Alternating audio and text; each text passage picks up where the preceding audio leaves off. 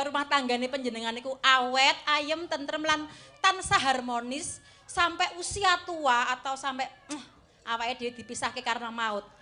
Lek kula biasane kula lho nggih, kula kalih Pak Cahyo teng griya misale Pak Cahyo badhe duka utawi nesu kan kadang-kadang wonge saka sangkan paran ngantuk, kesel, terus pekerjaan akeh emosi. Pak Cahyo mulai murup dadi geni. Nah, kula teng mriku dadi banyu. Dadi banyu sing ngrujuk Pak Cahyo. Layak aku angger nesu malah kebes kabeh awakku. Carane pripun? Nah, Pak Cahyo mulai nesu. Lek nesu niku pokoke awake dhewe salah siji kudu ngalah, ora kenek nanduki. Misale dhek merengut ae wis ngomong ngene. Meneng mae. Terus panjenengan ngersakne napa Mas Cahyo? Lek kula ngoten. Biasane kelemahane bojo kula niku nggih, biasane nyuwun sewu Bapak Ibu. Niki penting lho ya, ini rumus kangge pasangan. Biasane lek Pak Cahyo Kuntadi niku lek saya nesu kesel angger pun sare ngoten nggih, kelemahane siji. Kula pijeti ngantek sak sarene, tak pijeti mulai saka pucuk rambut sampai ujung kaki. Niku tenan lho. Alah ngapusi. Lho, Lek mau mijeti ora teko dhuwur neng nggon ae no. ora ya. Sampean takok rangkong lek enggak percaya. Tenan ngono kok. Gak ya kok akhire nang nggon kono kuwi. Iya, nggih. Ngoten nggih, Mas, Mbak. Niku sekedhik saking kula, mugi-mugi menika dados spirit semangat panjenengan untuk mengarungi bahtera rumah tangga yang sebenarnya itu hidup itu adalah suatu anugerah dan keindahan dari Allah, ngoten. Amin. Tepuk tangan untuk Bu Kesi luar biasa kata mutiaranya. Tapi kamu jangan mendua loh ya. Hah? Jangan mendua. Enggak mungkin lek mentiga mbuh. Ora to Bu sampeyan wis pintere kaya ngono, wong ya sabar ngrampungi, merantasi wis arep golek sing kaya apa. Aku ki merasa bersyukur kepada Allah Subhanahu wa taala dikodratke mendapatkan istri seorang Sukesi tenan. Nadyan sampeyan iki piyayine nuwun sewu lek ditonton pertamane ketoke lek kaku, agal, grual-grual omongane banter mangane akeh, ya to. Ning asline karo wong lanang iki matine kliwat ukur. Iya to. Temenanan ramung karo wong lanang karo anak karo keluarga, karo maratuwa, walah temenanan. Dadi wong rabi ki ora mung ngrabekke pribadine wong lanang karo wong wadon, ning uga ngrabekke keluarga. Itu yang terpenting. Mergo sok-sok ki enek lho Bu Kesi, mantu wedok karo maratuwa wedok ki ora akur ki pirang-pirang. Akhire geger dadine pegatan mergo maratuwa sing nesu musuh karo mantu wedok sing nesu. Ha iya, ngono kuwi akeh. Wong wedok yane rong tangi model piye? Ha iya. Maratuwa nesu. Ngono kuwi. Sing apa mantune wedok ki mangan sithik ya dilokne. Yuh ning omah panganane apa? Ayo. Mangan akeh yuh kaya ora tau mbadhok. Ora enek penere pokoke. Ha iya, Jam 12 awan rek nyanding karo bojo maratuwa lek nesu ya ning apa kuwi ning ruang tamu nggawa blarak diseret ruwek karo muni pitik yane mungkrang mangkring. Ah lek pas nesu kuwi ngono kuwi. Ayo, Ayo Bu Kesi mangkring. Ayo. Ana yo nembang, ayo. Nggih. Ayo. Mugi-mugi temanten kekalih rukun kalih maratuwa dadi dianggep kaya bapak ibu kandunge piyambak. Kados kula kalih Mbah Sakron Suwanda kalih Alah, Ibu Suci. kleru. Mbah Sukron Suwanda Sakrun ora. Ngapunten. Wong kene iki piyai kene ngerti kabeh pencipta Sriuning karo sesidemane Mbah sinten? Sukron Suwanda sampean mantune 15 tahun iso sakrun ora. Sakron sik mending lho Bu, ndemben malah sukiran jere. Ayo. Nggih, menika kula aturi tembang karyanipun maratuwa kula Mbah Sakron Suwanda. Nah, iya. Angel aku lek muni Mbah Sukron. Nah iya, saka akrabe ya Bu. Saking akrab dan sayangnya kula kalih Mbah Sukron. Nggih. Monggo dalang sapa nyono dipundhut iki mau. Ayo, Bu Kesi sak bawane. Monggo Bu.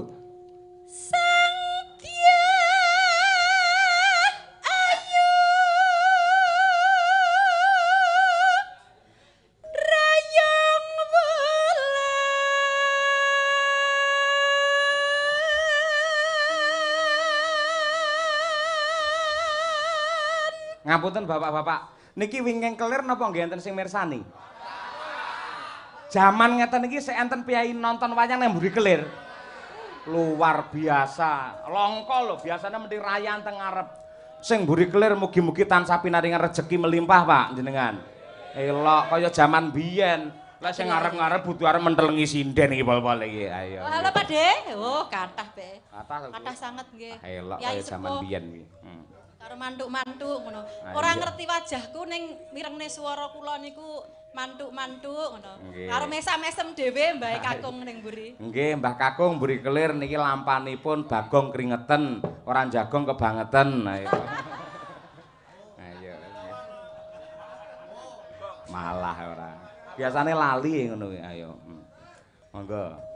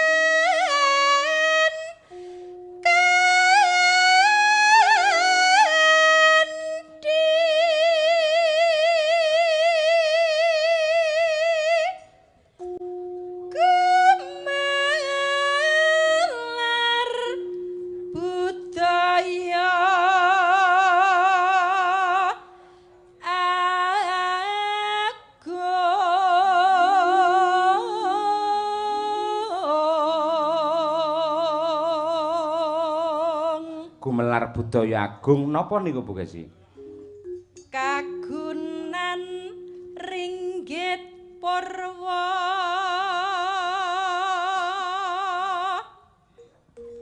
kanthi delang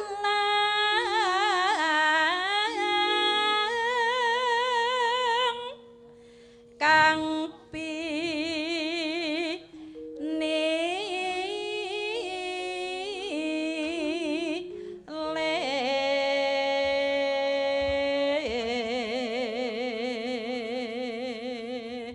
masuk. Sapa nyana karya ruciting wardaya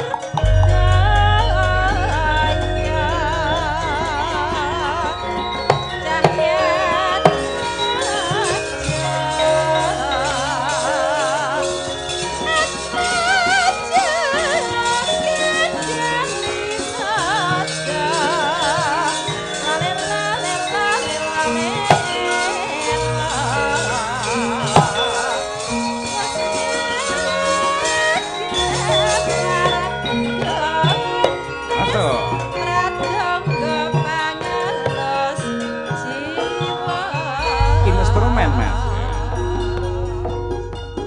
Clong clong kling clong kling clong kling clong.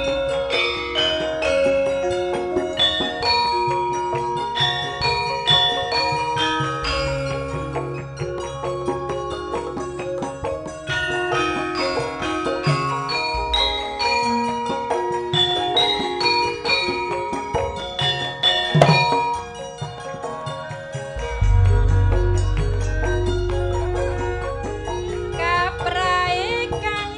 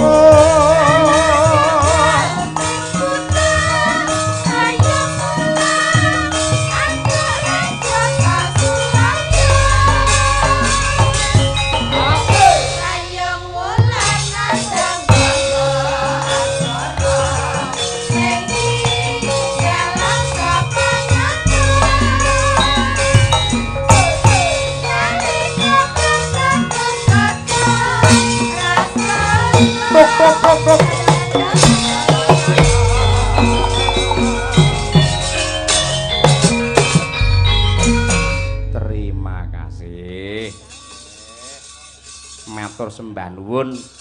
Jebul ya karyane Mbah Sukron isih ditresnani karo piyayi kene ya, Mak.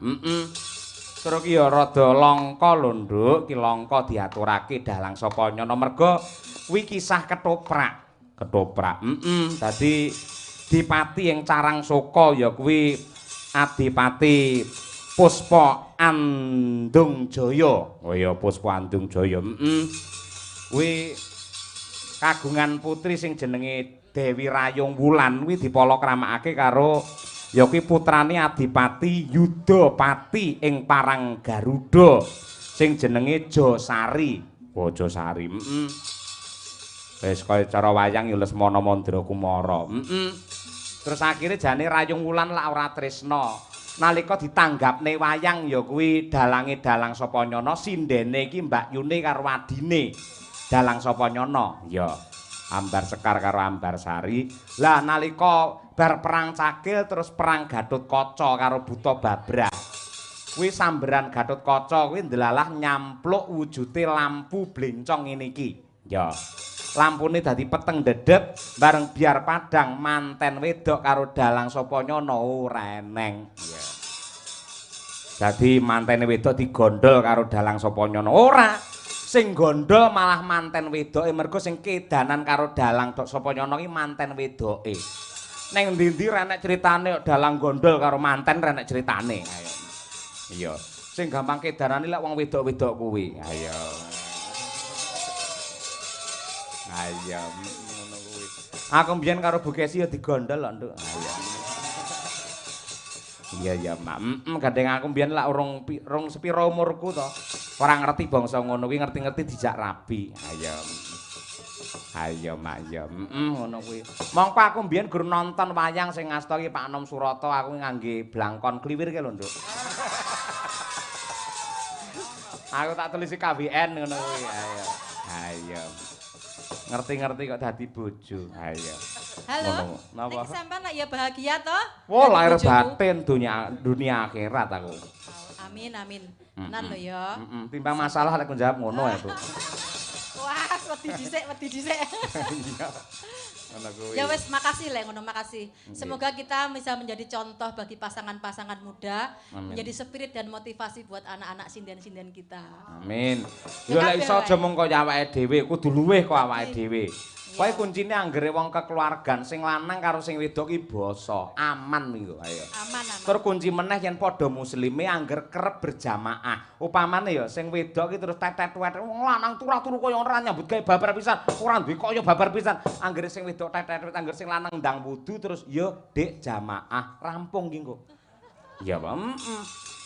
Nesu kaya apa wis temrengut kaya apa sing wedok anggere diimami karo sing lanang njur muni khairil maghdubi alaihim waladhdallin. Nesu kaya apa sing wedok menti amin. Ora mungkin kok sing wedok nesu sing lanang terus khairil maghdubi alaihim waladhdallin. Ora sudi amin, ora mungkin. Mesti amin. Ayo. Dadi jamaah hikmahe pirang-pirang. Wong ngrukunke wong geger. Ayo. Elok tenan. Bukesi tau nesu tak jak jamaah ya dadi kok. Ayo, ngono kuwi. Nek bar jamaah ya tukaran neh. Ayo, Iki mau dikersakake cara Banyumasan iki Mbak Tuti ben nembang. Umi gen bawa Ayo. Pangkur Banyumas kuwi eling-eling wae. Ya diaturake. Wong ya pamundhut kok. Ya Umi Hafifah coba kaya apa?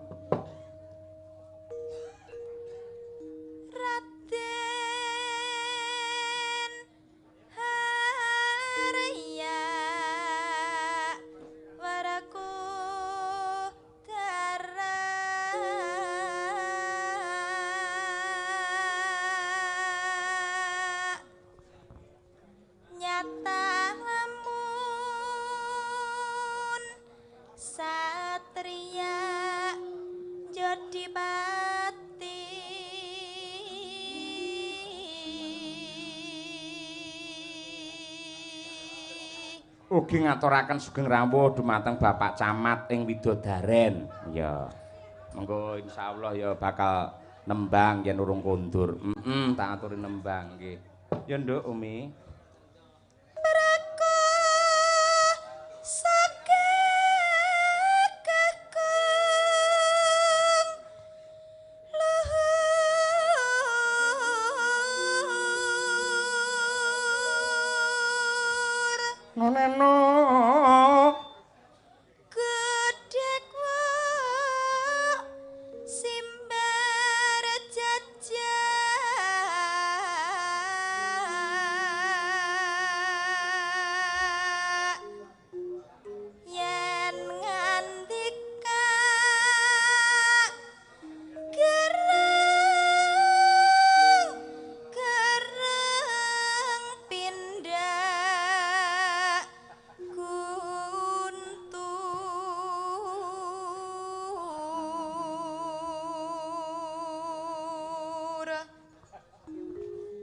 Dasar satria prawira rama.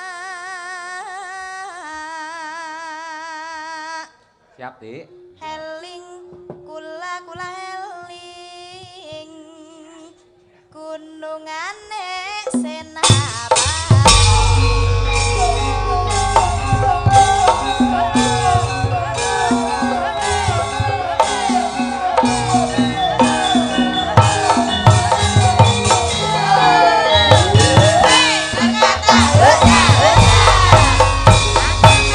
Modele wong Purbalingga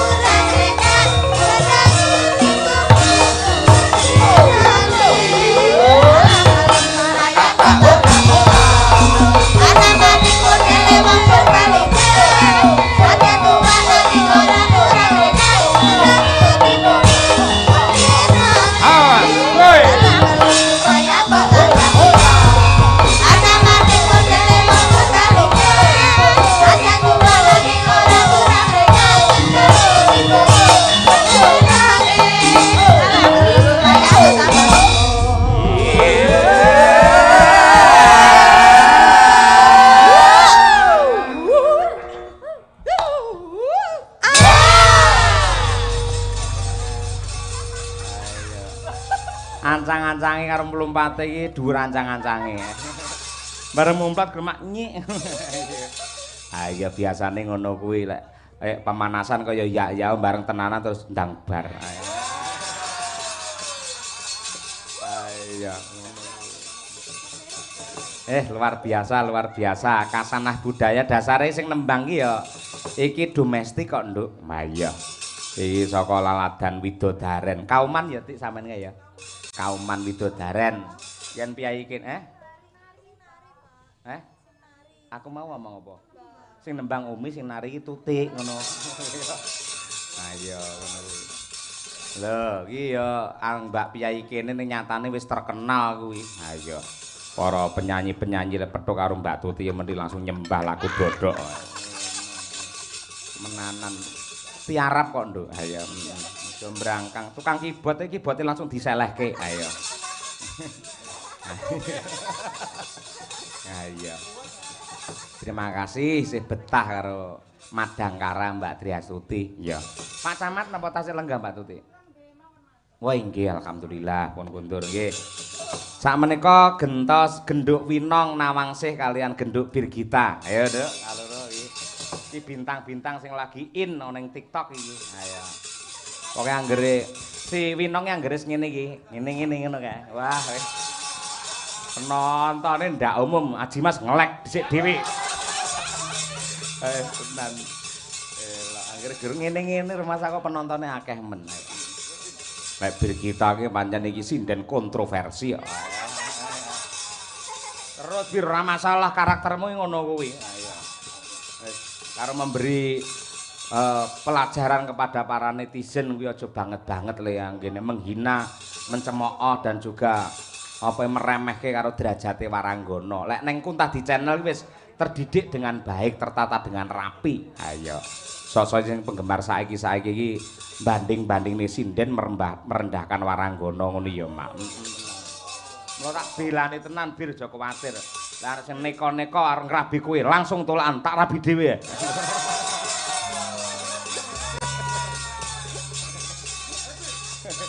Ku tak tang dang yo.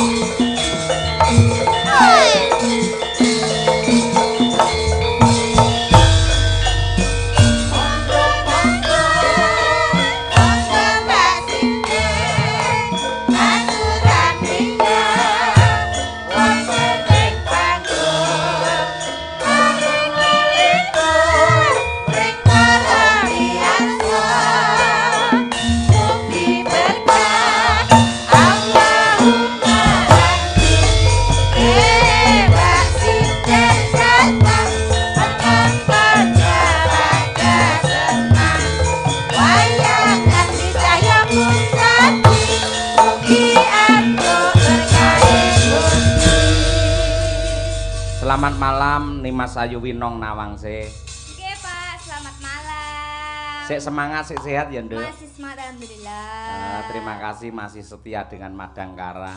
Sok neng Jakarta ya nderek Nduk? Derek. Alhamdulillah. Sok kondur ya bareng bis to? Kula benjing anu Pak, mantuke soalnya kan kula jenteng Tulungagung. Terus kula ing Jakarta langsung kan Tulungagung. Alah, marani si blangkon to kok. Jakarta ke Tulungagungnya aduh pepe mampir nyandi. Enggak kan penae langsung to daripada dadak mantu ning Solo sik kuwi langsung. Tulungagung ra nek bandarane bandara. Enggak aku meh naik kereta Pak. Saya mau naik kereta. Ini lebih kudune nalare kan lek arep ning Tulungagung ke Jakarta lek ngliwati Solo ya. Bareng rombongan tekan Solo bar ki bablas Tulungagung nalare lek ngono. Mampir nyandi kowe. Saya tuh ada itu Pak, ada keperluan yang sangat penting. Penting Pak keperluannya penting. Yang sangat penting sekali tidak bisa diganggu gugat.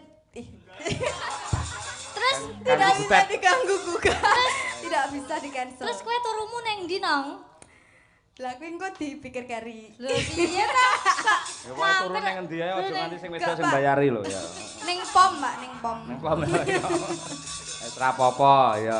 Sing penting ngerti karo batas-batas. Oh niate lek golek pengalaman ya nang ya. Lah nggih niku lho, Pak. Jembarke pengalaman karo jembarne liyane. Wawasan. Sorry wawasan. Aku ngerti kapribadenmu ki wong apik kok ya. Lah nggih to, Pak. Kula iki lembah manah, manut. Iya, Jan ngonten nak digarapi to. Benten kula niki kali Mbak Bir kita niki lho, Pak. Kalau wingi pun diserang netizen gara-gara mbripik dalang kondang. Oh iya ora apa-apa sing ngongkon aku kok pancen kuwi. Gak apa-apa aku ya ben kayak Bu Kesi ngono lho ndek bojo dalang lho nong. Cita-cita kan ya boleh. Watone padha sik kosonge. Itu jenengan boleh Nadianto kuwi guyon ra masalah. Sasake Bir, ra apa-apa Bir. Ayo. Golek entuk urusan aku ra melu-melu lho. Ya, sebentar Pak Dalang, kok Apa? ada yang berbeda dari jenenganku apa ya Pak? Sik Pak tak sawangi sik. Apa? Sik kok kayak duduk pacakane Wis kape ya padha biasane. soklate. Napa, Kerise ya apik. Blangkone kliwir to. Kowe kok pikir kuwi ae. Pamrih itu lek kowe lek kliwir Pak Dimar ngene.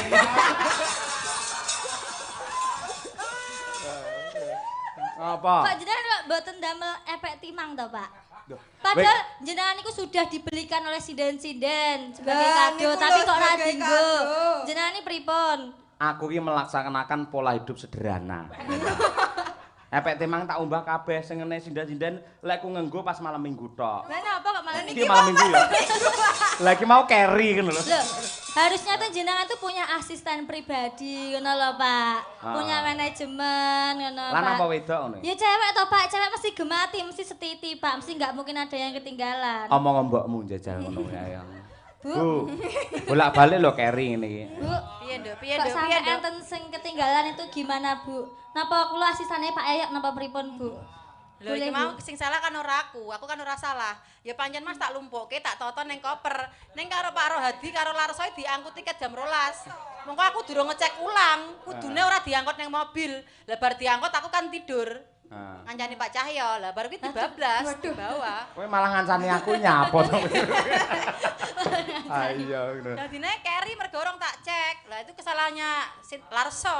Dadi intine ngene lho, sing jenenge wong iki kan mesti mau mangan ngangge cewek tok, ngono to. Nggih. Mesti enek cicire ra masalah. Aku enggak apa-apa seperti itu enggak apa-apa. Pancen tugasnya Bu Kesi iki pirang-pirang, ya to? Lah, nah nggih, Lah maka pancen dari tur yo itu. aku dina iki ngantuk kewesel dina iki ra karuan. Lah, nggih. Aku turu wae terus tekan kene lha aku turu. Mau jam 8 iki aku ijan tenanan. Rumah saku sing gugah aku ini Ken Salindri. waduh. Mlebu ning mobil lho. Pak pun badhe nan Pak, pintas Pak, pintas aku tangi bareng Mak Gregar Pak Rohadi. Iya, nggih, ora apa-apa ayo. Ning bareng munggah panggung langsung dadi lan bergase, pulih kaya ngono kuwi. Semangat ya, Pak. Semangat ya. Kata-kata untuk mempelai berdua Birgita sing luwih pengalaman sering putus sambung. Lah ya rabi urung apa Pak kok ndongakne lho, Pak. Paling tidak kan sudah pernah menaungi rasa tresna. Ayo. Nggih. Nggih, nderek dedonga nggih Pak Dalang. Nggih. Mugi-mugi temanten kekalih panjang yuswanipun, sehat, kathah rezekinipun, semoga cepat mendapatkan putra yang soleh-soleha nggih ta Pak. Amin, amin ya rabbal alamin. Sampeyan iki orang muslim yang ngerti soleh-solekah. Lho, Sampeyan ndinge pas tukaran karo Niken sampeyan muni astagfirullahaladzim mau kowaku weteng kowe ya iso. Pak. Lah piye pengen login apa piye sih? Indonesia kan banyak agamanya Pak, ya enggak apa-apa toh Pak. Sah-sah saja toh Pak. Nasional ya Nduk ya. Lah, Nah, semua iya, bagus. semua bahasa toh Pak. Betul. Iya. Ayo. Iya Pak. Nggih, sama mengucapkan terima kasih Pak untuk penggemar Caksi atau penggemar panjenengan Nggih. yang sudah mengucapkan selamat wisuda kepada saya gitu Pak. Aku urung ya. Lah ya jenengan Selamat malah ya. piye to Pak? Ah, sarjana seni selamat ya. Hadiah ya Pak. Buketnya menyusul ya. Ya, Pak, Ayo. tenan ya, Pak. Heeh. Lek Buket. rene buket engko tak kei hadiah sing luwih spesial Apa malah. Pak? Cium. Ayo, saiki lek wani, mbok saiki lek wani gendang. Hayo, bir, ayo. Serpek. Ayo. Hayo, bir kita lek wani. Aku gak melu. Hayo. Bapakmu, pakmu, Iki anak to iki. ora apa-apa. Pancen lek wani tenan tak tantang lek wani nyium bir kita pumpung disekseni wong akeh. Aku pengen duduhke ning masyarakat akeh. Lek bukes iki wong wedok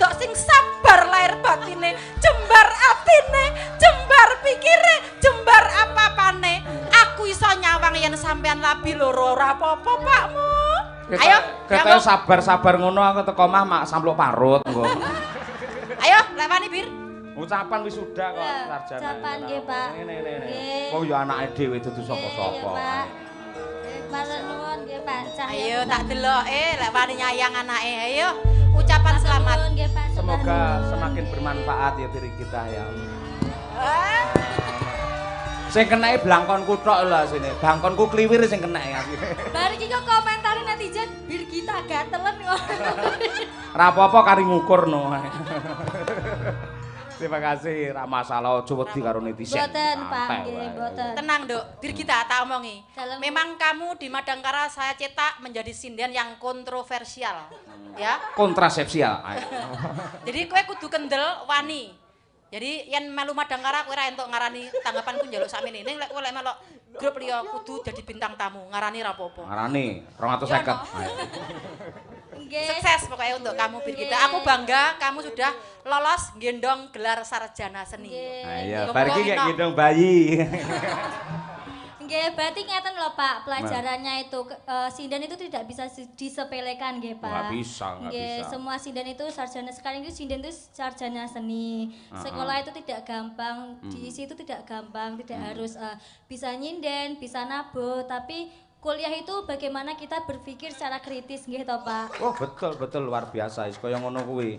Sinden juga manusia. Ayo. Ya, nggih Pak. Oh, nggih. Punya rasa, punya hati. Nggih. Ayo. Hati untuk si blangkon. Ayo. Wanita itu harus sekolah setinggi mungkin nggih